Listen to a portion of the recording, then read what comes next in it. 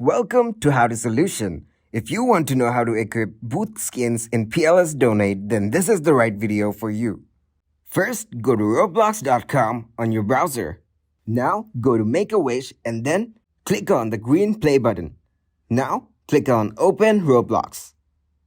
Once the game starts, go to the stall as shown here. After you reach the stall, click on the green play button. Now, close Roblox. Now, open your browser again and go to PLS Donate. Click on the green play button. Open Roblox. After you're in the game, find an empty stall. Then press E. After that, click on Settings as shown here.